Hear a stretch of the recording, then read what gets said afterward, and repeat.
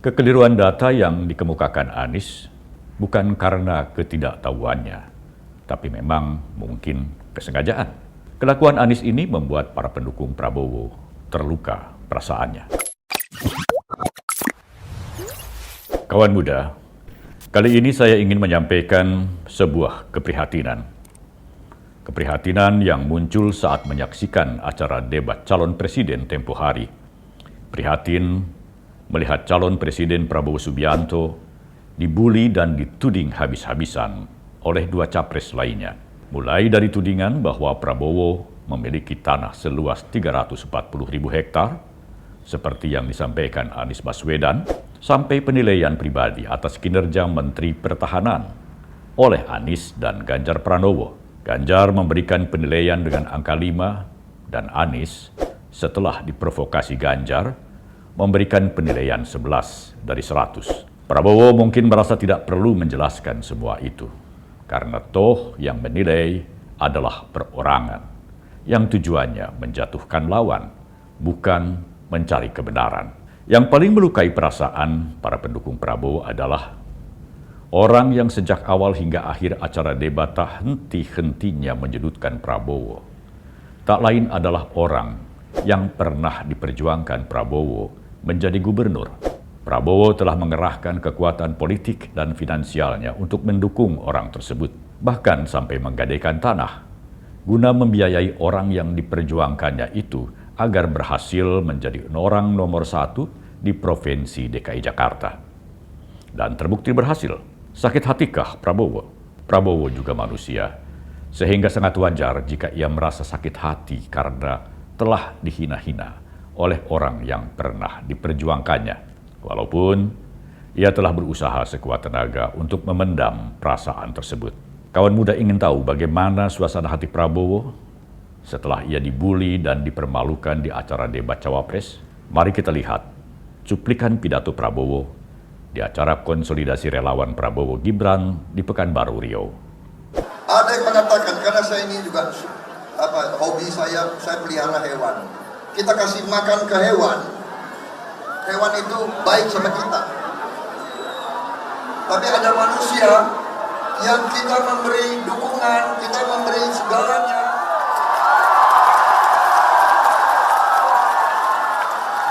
Yang dibalas adalah kedengkian.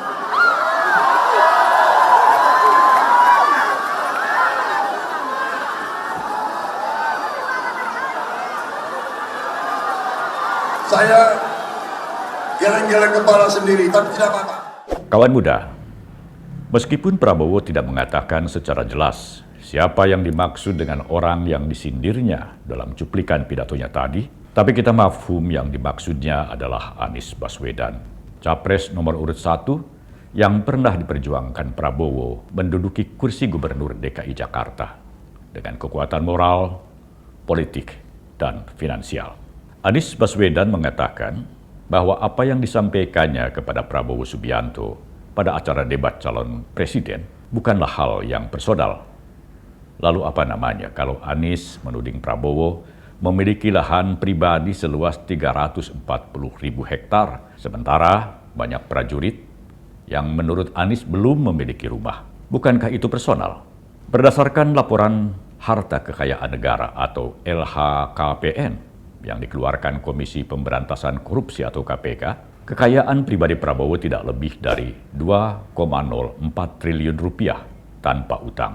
Harta itu antara lain terdiri atas tanah dan bangunan yang tersebar di Bogor dan Jakarta Selatan yang totalnya seluas 81.670 meter persegi atau 8,17 hektar. LHKPN juga menyebutkan Prabowo memiliki alat transportasi dan mesin senilai 1,26 miliar rupiah, harta bergerak lainnya 16,42 miliar rupiah, surat berharga senilai 1,7 triliun rupiah, dan kas atau setara kas sebesar 47,81 miliar rupiah. Data-data LHKPN ini bisa dilihat semua orang, termasuk Anies Baswedan. Tetapi Anies lebih suka menyebarkan data yang tidak benar itu. Ketika Prabowo membantah bahwa data yang dikemukakan Anies tidak benar, Anies mendesak Prabowo untuk mengumumkan data yang sebenarnya. Tentu saja Prabowo enggan mengikuti kemauan Anies karena harta kekayaan yang dimilikinya tidak ada hubungannya dengan jabatannya sebagai Menteri Pertahanan. Juga rasanya tidak pantas membeberkan harta kekayaan pribadi di depan publik. Menjadi Menteri Pertahanan atau tidak menjadi Menteri Pertahanan, harta kekayaan pribadi Prabowo, ya seperti itu. Lalu apa hubungannya dengan para prajurit? Yang menurut Anies masih banyak yang belum memiliki rumah. Perlu diketahui bahwa rumah dinas tentara diberikan kepada para prajurit yang sudah menikah, sedangkan para prajurit yang belum menikah tinggal di asrama militer. Dan Prabowo sebagai Menteri Pertahanan sudah memfasilitasi rumah-rumah dinas untuk sebagian besar tentara yang sudah menikah. Apa tujuan Anies menyebarkan pernyataan ini?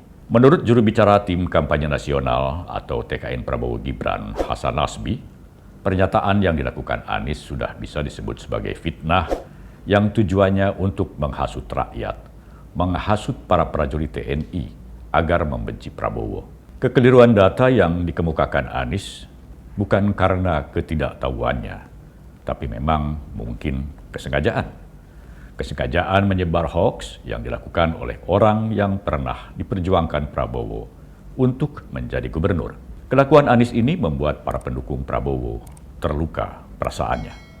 Begitu pula Prabowo. Namun rakyat kita sudah cerdas. Mereka bisa menilai mana pemimpin yang tulus dan jujur, yang ucapannya sesuai dengan perbuatannya, dan mana pemimpin yang suka menghasut. Untuk sementara, sampai di sini dulu. Kawan muda, salam Minmot. Prabowo Gibran, Man of Our Time.